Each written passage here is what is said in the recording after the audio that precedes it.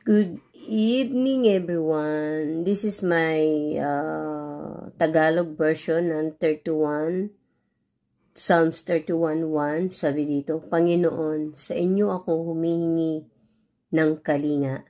Huwag niyong hayaang mapahiya ako. Iligtas niyo ako dahil matuwid kayo.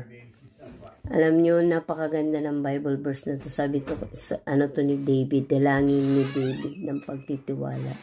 So, tawag dito, napakaganda ng ano na to, na ini-encourage tayo ng ating Panginoon na tayo ay magtiwala sa Kanya. Dahil kapag nagtiwala tayo sa ating Panginoon, tayo ay hindi niya pababayaan.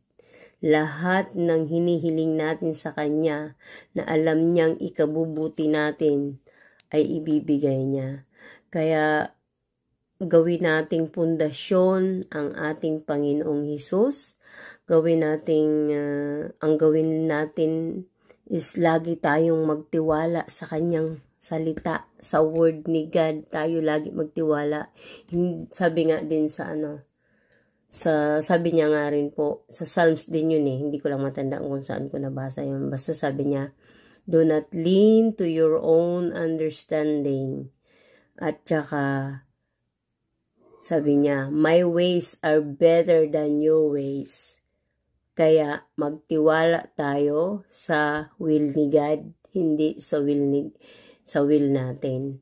At umasa tayo na hindi niya tayo bibiguin, hindi niya tayo pababayaan kung ano man yung mga hinihiling natin sa buhay. Umasa tayo na one day ibibigay yun ni God. Basta para sa ating ikabubuti, ibibigay ni God.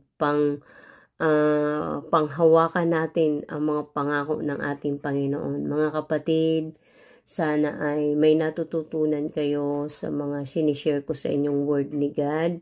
Dahil ako, this is my truly experience ngayon na natuto na ako magbasa ng Bible. All glory to Him.